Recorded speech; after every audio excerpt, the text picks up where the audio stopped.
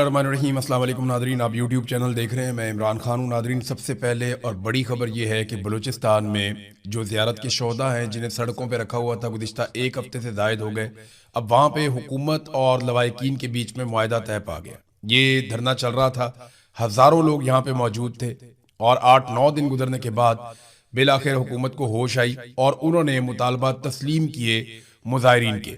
जो चीज़ें तय हो गई हैं वो मैं आपके सामने रख लेता हूँ। देखें, बड़े सादा सादा मुतालबात थे।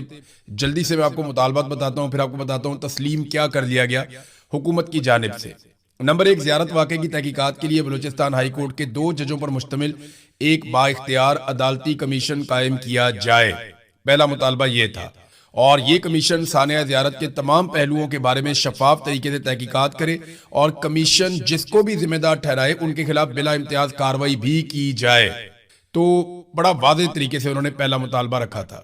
दूसरा मुतालबा था कि लेविस फोर्स बहाल की जाए, क्योंकि इनके बकौल जब से लेविस फोर्स को पुलिस में जम किया गया है उस वक्त से अमन व अमान की सूरत खराब हो गई। फिर एक मुतालबा किया गया कोयटा में, हरनाई में, ज़ियारत में, दुक्की में, पशीन, किला अब्दुल्ला, किला सैफुल्ला समेत इनसे जुड़े हुए तमाम इलाकों से मुसल्ला जत्थों का मुकम्मल सफाया किया जाए। फिर आखिरी मुतालबा था कि FC को शहरों से हटाया जाए और अगर अमन व अमान के क़याम के लिए उनकी ज़रूरत हो तो हर ज़िले के डिप्टी कमिश्नर के हुक्म के तहत मुकर्ररा मुद्दत के लिए किसी इलाके में उनकी तैनाती की जाए। बड़ा मसला यही है कि जो FC है या फौज है वो जब शहरों के अंदर आती है तो शहरियों को प्रॉब्लम शुरू हो जाते हैं। वजह यह है कि फौज कभी भी सिविलियन से डील करने के लिए ट्रेन ही नहीं होती। मैं कोई फौज की बुराई नहीं कर रहा, मैं आपको एक कॉमन चीज बता रहा हूँ। अब यहाँ बरतानिया के अंदर इनकी फौज निकाल के आप शहरों में ले आएंगे तो थोड़े दिनों के बाद लोगों की फौज के साथ लड़ाई हो जाएगी। आप ये काम अमेरिका में करेंगे, वहां पे भी लड़ाई हो जाएगी। फौज क्योंकि हमेशा कंटोनमेंट्स में रहती है, फौज छावनियों में रहती है, फौज जो है वो अपनी बैरक्स में रहती है या बॉर्डर्स पे रहती है, उसकी ट्रेनिंग नहीं होती सिविलियंस को डील करने के लिए। तो जब भी अभी वो सिविलियंस के इलाकों में आते हैं तो वो समझ नहीं पाते उस इलाके के बारे में, उन लोगों के बारे में, उनकी ज़रूरियात के बारे में, उनके साथ डील कैसे करना है, इन चीज़ों के बारे में। तो वहाँ तसादुम होता है हमेशा। तो इसलिए हर जगह से ये मुतालबा, ऐसा नहीं है कि ये लोग फौज से नफरत करते हैं, वजह यह है कि फौज की ये ट्रेनिंग ही नहीं है, वो इस काबिल ही नहीं है कि वो पब्लिक के बीच में जा सके। तो पब्लिक डीलिंग उनका करने का काम नहीं है। इसीलिए तो कायदे-ए-आज़म ने भी कहा था कि आप सिर्फ नौकरी करेंगे और पॉलिसी नहीं बनाएंगे, पॉलिसी जो है वो सियासतदान बनाएंगे।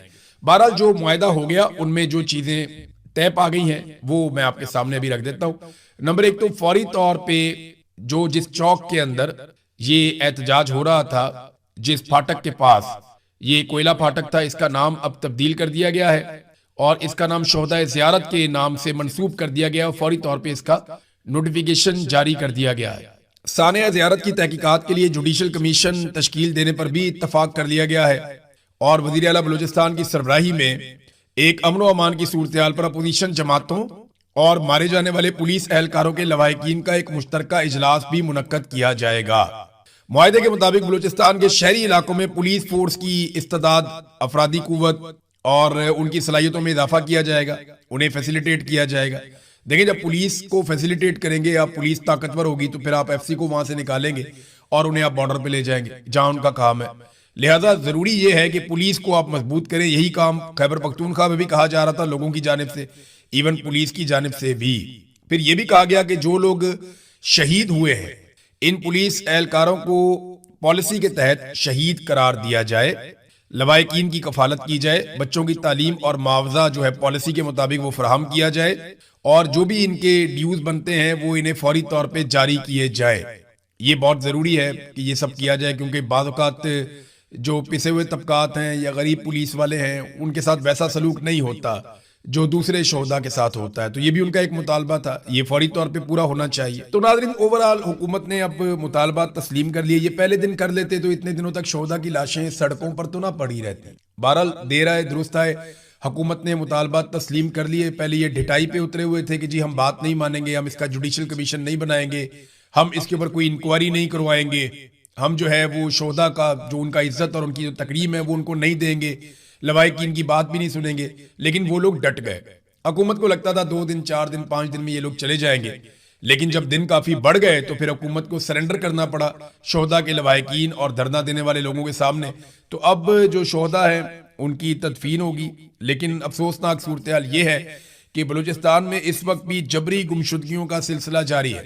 चंद सहाफ़ी जो हैं वो भी गायब हो गए हैं। चंद नौजवान, यानी रोजाना दो तीन खबरें आती हैं कि नौजवान बलूचिस्तान से लापता कर दिए जाते हैं। और ये जो जबरी गुमशुदगियां हैं, इनका सिलसिला पहले भी जारी था, लेकिन अब बहुत तेज कर दिया गया है। अहमद फरहाद साहब, जिन्हें आजाद कश्मीर में गिरफ्तार किया गया था, उनके बारे में कुछ समझ नहीं आती, तो इतलात आती रहती हैं। हुकूमत ने किस चक्कर में उन्हें जेल में रखा हुआ ये भी पता नहीं चलता, क्यों उन्हें गिरफ्तार रखा हुआ ये भी पता नहीं चलता, कौन सा ऐसा उन्होंने जुर्म कर दिया सवाए इसके कि वो अपने लोगों के हक के लिए बात करते हैं, आइन और कानून के दायरे में रहते हुए। तो अहमद फरहाद साहब की सेहत काफी खराब हुई है, इसके बारे में कुछ सहाफी मुझे बता रहे थे, और वो ये कह रहे थे कि उनकी तबीयत काफी खराब है, उनको रिहाई मिलनी चाहिए ताकि वो अपना इलाज करवा सके, लेकिन दबाव उन पे यही है कि आप एक वीडियो बना दें और घर चले जाएं। बहरहाल अहमद फरहाद साहब ने अभी तक कोई वीडियो नहीं बनाई। मेरे ख्याल में वीडियो बना के जान छुड़वाएं, बाहर निकल के अपना इलाज करवाएं, और उसके बाद जो है फिर आप अपना मौक़िफ़ दें। सारी दुनिया को पता है कि एक्चुअली आपके साथ क्या हो रहा है।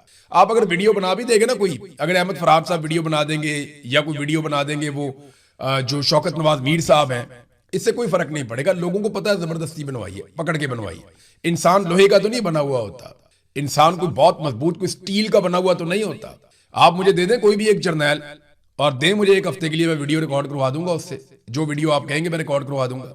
यहाँ तो लोग 4-4, 5-5 महीने गायब कर दिए जाते हैं ना, तो आप दें कोई बंदा, उसे वीडियो रिकॉर्ड कर देगा। इंसान को आप मारते रहें, एक वक्त आता है आप उसकी फैमिली को भी मजबूर करें, आप सबको मजबूर करें, आप उसके बच्चों को मजबूर करें, तो अल्टीमेटली आदमी टूट जाता है। तो उससे वीडियो बनवाई जा सकती है। ये बहुत मुश्किल होता है, मैं जानता हूं कितना मुश्किल होता है। अहमद फरहाद साहब इस मुश्किल से इस वक्त गुजर रहे हैं, शौकत नवाज मीर साहब भी इस मुश्किल से इस वक्त गुजर रहे हैं। मैंने इसका सामना किया, मैं इसलिए जानता हूं। लिहाजा कोई यकीन नहीं करेगा, अगर आपने कोई वीडियो बना भी दी तो कोई नहीं मानेगा, ये जबरदस्ती बन रही है। नाजरीन, कश्मीर में क्योंकि अहमद फरहाद साहब वहां गिरफ्तार हुए हैं, वहां मैं आपको ले जाता हूं। कश्मीर में सूरत हाल क्या है, दरअसल हुआ क्या, मैं आपको बताता हूं। जो ओवरसीज बीच में बंदे डाले गए ना, उन्होंने आकर कहा कि जनाब हमें भेजा है आसिम मुनीर साहब ने, और आसिम मुनीर साहब का मैंडेट हम लेकर आए। तो ज्वाइंट अवामी एक्शन कमेटी, क्योंकि एक कलदम जमात अब करार दिया जा चुका है उसे, तो उन्होंने एक मद्दे अमली के तहत ये बात पब्लिक कर दी कि आसिम मुनीर साहब को हमने खत लिखा था, तो उसके जवाब में उन्होंने जनाब बंदा भेज दिया है और हम उनके साथ बातचीत कर रहे हैं। लिहाजा हमने अपना लॉन्ग मार्च मुलतवी कर दिया है और अब हम यहाँ पे धरने पे बैठे हैं और इंतजार करेंगे 22 तारीख तक। अब जब मेरा राब्ता हुआ उन लोगों से, वो कहते हैं जी हमारे साथ जो कुछ हुआ वो सारा कुछ हम बताएंगे, हमारे साथ जो वादे और दावे किए गए और जिस जिसका नाम लिया गया हम वो भी बताएंगे, लेकिन हम 22 तारीख तक इंतजार करेंगे। अगर 22 तारीख तक हमारे मुतालबात तस्लीम कर लिए गए और कश्मीरियों को उनके हकूक मिल गए तो फिर सूरत हाल कुछ और हो जाएगी। लेकिन अगर 22 तारीख तक सूरत हाल जूं की तूं रहती है और इसी तरीके से डिटाई दिखाई जाती है, तो ना सिर्फ हम हकायक सामने रखेंगे बल्कि हम अपने अगले लायामल का ऐलान भी करेंगे। तो ये आसिम मुनीर साहब के साथ प्रॉब्लम एक ये भी बन गई ना कि वो कलदम जमात करार दिया गया उसको, और उसके साथ अगर वो अपने नुमाइंदे भेजकर बातचीत करेंगे तो ये एक और इशू बन जाएगा। लिहाजा फौरी तौर पे इसीलिए तरदीद भी करवाई गई। बिलावल जो है वो कश्मीर से वापस आ गए हैं। जो मिशन नूरा कुश्ती है बिलावल का, वहां पे PMLN और पीपल्स पार्टी की नूरा कुश्ती वो नाकाम हो गया, क्योंकि PMLN आई नहीं सामने और बिलावल अपोजिशन होने का ड्रामा कर रहे थे। हालांकि वो वहां पे हुकूमत में है, बिलावल के पास आजाद कश्मीर की हुकूमत है। ये जितनी पाबंदियां लगी हैं, सरों के ऊपर इनाम रखे गए हैं, जितनी फोर्सेज वहां पे बुलाकर कत्लेआम किए गए हैं, ये सब बिलावल की मर्जी से हुआ। और बिलावल की पार्टी पाकिस्तान पीपल्स पार्टी, जिसकी हुकूमत भी आजाद कश्मीर में, उन्होंने ये सारा कुछ जुल्म वहां पे आजाद कश्मीर में किया। बहरहाल बिलावल 3 दिन तक रहे आजाद कश्मीर में और मुजफ्फराबाद में जलसा किए बगैर या कोई कॉर्नर मीटिंग किए बगैर मुजफ्फराबाद से वो वापस आ गए बिलावल। हो सकता है दोबारा चले जाएं, कोई एस्टेब्लिशमेंट से इजाजत मिल जाए, लेकिन जो इंफॉर्मेशन आ रही है वो ये आ रही है कि लोगों में गर्मजोशी कोई नहीं है और आजाद कश्मीर के लोग इन इंतखाबात में बिल्कुल दिलचस्पी नहीं ले रहे। और बिलावल को इस बात का भी आइडिया है कि लोगों की तरफ से रद्द-ए-अमल आ सकता था। बहुत मुमकिन है किसी जगह पे कोई बंदोबस्त किया जाए, कोई माहौल बनाया जाए और वहां पे बिलावल जरदारी को हेलीकॉप्टर के जरिए से उतार कर कोई एक इंडोर किस्म का या एक मखसूस बंद माहौल के अंदर सिक्योरिटी के हिसार में एक आधा जलसा और करवा दिया जाए बिलावल का, ताकि पीपल्स पार्टी को कश्मीर में हुकूमत बनाकर दी जा सके। लेकिन अभी ऐसा कुछ दिखाई नहीं दे रहा है। PMLN तो आई नहीं मैदान में। नवाज शरीफ, जिनके बारे में कहा जाता है पाकिस्तान का 3 दफा वजीर आजम भी हो रहे हैं, उनके बारे में कहा जाता है उससे बड़ा लीडर कोई नहीं है, तो नवाज शरीफ आजाद कश्मीर में आ भी नहीं सके। इससे पहले वो गिलगित बल्तिस्तान में आए नवाज शरीफ साहब, लोगों ने बिल्कुल रिस्पॉन्ड नहीं किया और मियां साहब को गिलगित बल्तिस्तान का दौरा अधूरा छोड़कर जाना पड़ा। अब मियां साहब जो है वो आजाद कश्मीर आ ही नहीं पा रहे। नवाज शरीफ को इस वक्त कैंपेन के लिए आजाद कश्मीर जाना चाहिए था, कुछ अर्सा पहले उन्होंने आज़ाद कश्मीर के लोगों से मुलाकात की, जब टिकटों की तकसीम हो रही थी तब भी उन्होंने बातचीत की, और मियां नवाज शरीफ ने आज़ाद कश्मीर के लोगों को कहा कि मैं खुद आऊंगा आपकी कैंपेन चलाने के लिए। अब वो बार बार बुला रहे हैं और मियां साहब किधर गायब हैं, किसी को कुछ पता नहीं। मियां साहब आज़ाद कश्मीर कैंपेन के लिए जाने की बजाय इधर उधर की गेम कर चुके हैं, और मियां साहब नहीं जा रहे आज़ाद कश्मीर, क्योंकि उन्हें आइडिया है कि वहां पे लोग टमाटर मारेंगे या वहां पे लोग ऐसी बेइज्जती करेंगे या पब्लिक रिस्पॉन्ड नहीं करेगी तो एक नई मुसीबत बन जाएगी। सिक्योरिटी इश्यूज हैं, बिलावल भी आगे, हो सकता है बिलावल को दोबारा मौका मिल जाए, क्योंकि बिलावल को वहां पे हुकूमत भी बनाकर देनी है। फजलुर रहमान साहब के हवाले से जो एक उनकी और एस्टेब्लिशमेंट की नूरा कुश्ती चल रही है वो अभी जारी है। देखिए मैं नूरा कुश्ती उसको क्यों कह रहा हूं, उसकी वजह यह है कि फजलुर रहमान साहब ने अभी तक फॉर्म 47 पर मिलने वाली जो जाली नशिस्तें हैं वो वापस नहीं की। ना उन्होंने एमएनए की सीटें छोड़ी हैं जो उनको जाली दी गई फॉर्म 47 पे, ना उन्होंने सेनेटर्स की वो सीटें छोड़ी हैं जो जाली सीटों के जरिए से उनको मिली, और ना उन्होंने सूबाई असेंबली की सीटें छोड़ी हैं, और ना ही फजलुर रहमान साहब ने वो मखसूस नशिस्तें वापस की हैं जो पाकिस्तान तहरीक इंसाफ से माले गनीमत के तौर पे छीन कर इस जाली सरकार ने और एस्टेब्लिशमेंट ने फजलुर रहमान साहब को तोहफे में दी थी। तो फजलुर रहमान साहब अगर तो वो चाहते हैं कि ये समझा जाए, ये मान लिया जाए कि फजलुर रहमान साहब एंटी एस्टेब्लिशमेंट है, तो फिर फजलुर रहमान साहब को फौरी तौर पे वो तमाम चीजें वापस करनी होंगी जो एस्टेब्लिशमेंट ने तोहफे के तौर पे फजलुर रहमान साहब को दी हुई है। चीजें वापस करें ताकि लोग ये समझें कि फजलुर रहमान साहब इनकलाबी हो चुके हैं। लेकिन अगर इमरान खान का मुकाबला करना है तो फजलुर रहमान को बहुत लंबा सफर तय करना पड़ेगा। हो सकता है आजकल में फजलुर रहमान पे कोई मुकदमा दर्ज कर दिया जाए, हो सकता है गिरफ्तार कर लिया जाए, हो सकता है थोड़ा प्रेशर डाला जाए और फजलुर रहमान को हीरो बनाने की कोशिश की जाए मजीद। लेकिन लोग पता कब मानेंगे?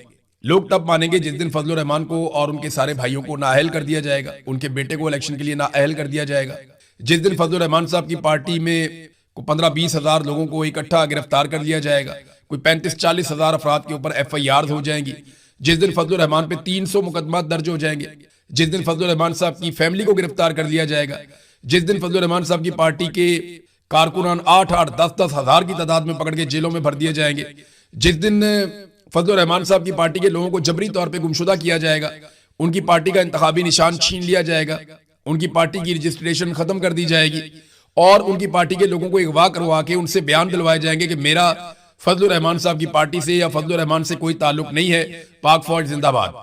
जब इस किस्म के बयानात आएंगे तो फिर हमें लगेगा कि शायद अब फजलुर रहमान साहब इमरान खान साहब वाले रास्ते पे चल रहे हैं या वो इनकलाबी बनने जा रहे हैं।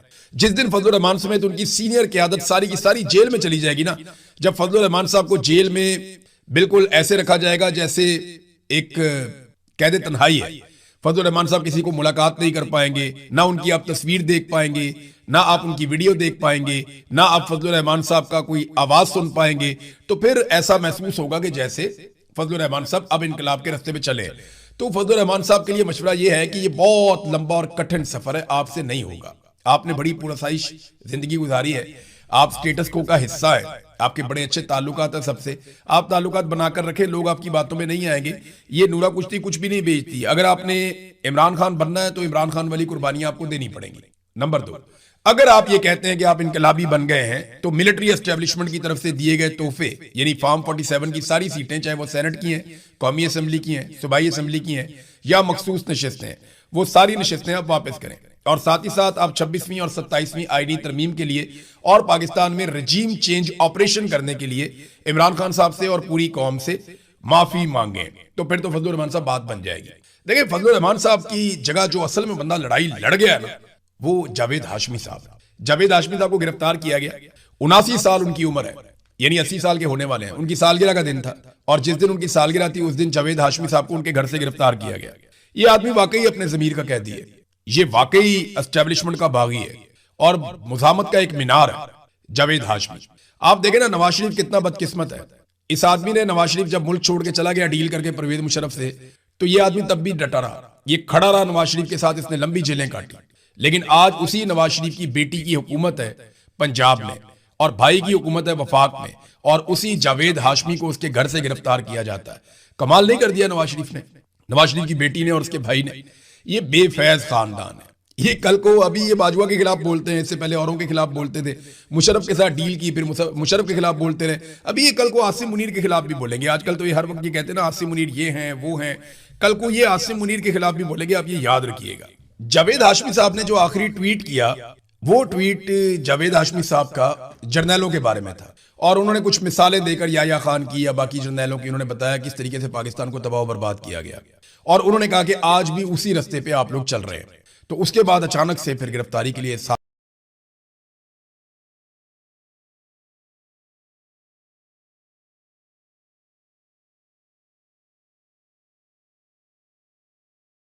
सियासत है और वो क्यों अपने भाई के लिए बाहर निकल रही हैं या वो खुद क्यों तहरीक चलाने के लिए निकली हैं। तो मैंने आपको पहले भी बताया था कि वो कोई इलेक्शन लड़ने के लिए तो निकली नहीं, ना उन्होंने कोई वजीर बनना है, मुशीर बनना है, सेनेटर बनना है, कुछ भी ऐसा उनका तो है नहीं। वो तो अपने भाई के लिए आई है और वो पहले भी ये करती रही हैं, आज भी वो यही कर रही हैं। कई दफ़ा उन्हें गिरफ्तार भी किया गया, हिरासत में लिया गया, टॉर्चर भी किया गया, लेकिन इसके बावजूद वो इस पर डटी रही। अब उन्होंने बड़ा साफ जवाब दिया है जितने लोग तनकीद करने वाले हैं उनको, हम बिल्कुल मौरूसी हैं, हम अपने भाई के लिए खड़े होंगे, हमें कोई रोक नहीं सकता, हम इमरान खान का साथ नहीं छोड़ेंगे और इमरान खान को जेल से बाहर निकालेंगे। जिसको मुज़ाहमत नहीं करनी, जिसको ताने कसने हैं, जिसको चीखें मारनी हैं, वो जाकर बूट चमकाए। इमरान खान साहब के नाम पर ओहदों के मजे आप लूटें और फिर मरूसियत की चीखें भी आप मारें। बल्कि नाज़रीन आप ऐसा करेंगे, मैं आपको ये पूरा पढ़ के सुनाऊं, इससे बेहतर है कि आप सुन लें कि अलीमा खानम ने क्या कहा इस हवाले से। मैं इसको जरा क्लियर करती हूँ। हम बिल्कुल मारूसी हैं, हम अपने भाई के लिए खड़े होंगे, हमें कहा कोई रोक नहीं सकता। हम अगर 2 साल से खड़े हैं तो मारूसी हैं तो खड़े हैं ना। अगर जब इमरान खान के बच्चे इमरान खान के लिए आवाज उठाएंगे तो मारूसी हैं तो खड़े हैं ना। मारूसी क्या होता है? खानदान। इमरान खान अकेला नहीं है, हम साथ हैं और हम हमेशा साथ रहेंगे। हम उनका साथ नहीं छोड़ेंगे, हम उनको जेल से बाहर निकाल के इंशाल्लाह पूरी मेहनत करेंगे रहेंगे। हम उनके ऊपर सियासत नहीं कर रहे, वो हमारे भाई हैं और हमें किसी से ये नहीं फर्क पड़ता क्यों क्या कहते हैं, हमें नहीं फर्क पड़ता क्या कहते हैं। मसला हमें तो नहीं है ना, लेकिन हम हिफाजत भी करेंगे इमरान खान की। हम अगर कोई गलत बात करेगा, अब हमने ये वार्निंग दे दिया कि हम बिल्कुल अब जाहिर कर देंगे सबके सामने। अगर हमारे भाई का पैगाम कोई गलत करेगा, हम उसको सही कर देंगे। ये हमारी देखिए, अगर हमने अपने भाई को तहफ़्फ़ुज़ देना है, उनको गार्ड करना है, सबसे जरूरी चीज ये कि अगर वो आइसोलेशन में है, उनका नाजायज कोई फायदा ना उठाए। ये हमारी ड्यूटी है और हम इसको पूरा करेंगे इंशाल्लाह। हम लोगों को सबको कहा हुआ है आप फिक्र ना करें, जो मर्जी कोई कह दे, हमें जो मर्जी अटैक करे, हमें कोई फर्क नहीं पड़ता। हम जिसके लिए खड़े हैं, भाई के लिए।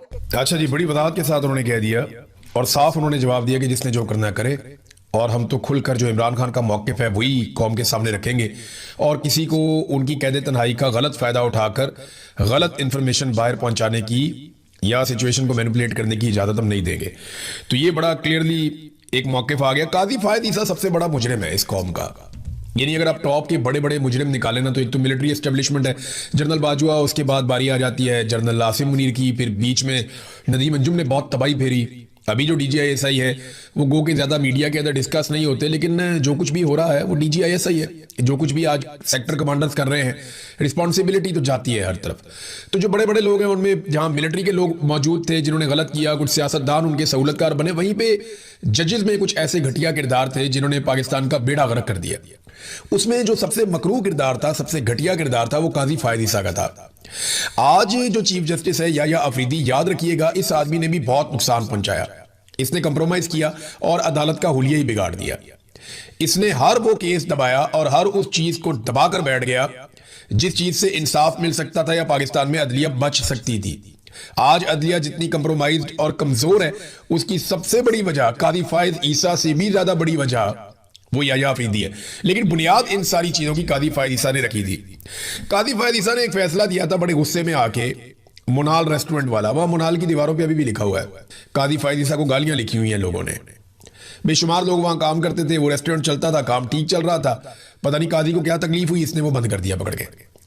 और अभी सुप्रीम कोर्ट ऑफ पाकिस्तान ने बाकायदा, जो आईनी अदालत है, आईनी अदालत का जो ऐसे केसेस, जो क्रिमिनल केसेस हैं या दीगर जो मामला है, उनसे क्या ताल्लुक है? आईनी अदालत में आईनी मामला जाने चाहिए थे कि जनाब आइन की ये तरमीम हो रही है, इसके बारे में बता दें, आइन के अंदर ये शिक तब्दील हो रही है, इसके बारे में बता दें, ये एक कानूनी और आईनी नुक्ता है, इसके अंदर जरा वजाहत फरमा दें। वो चीज़ें आईनी अदालत में जानी चाहिए थी। वो तो जाती नहीं। अब जो बाकायदा फौजदारी मुकदमात हैं वो भी आईनी अदालतों में चले जाते हैं, और इमरान खान को फंसाने के लिए ये सब किया गया कि इमरान खान के मामलात और मुकदमात भी आईनी अदालतों में पहुंचाए जाए, क्योंकि आईनी अदालतों में वो नौरतन बैठे हुए हैं जो पाकिस्तान की मिलिट्री एस्टेब्लिशमेंट की मंशा के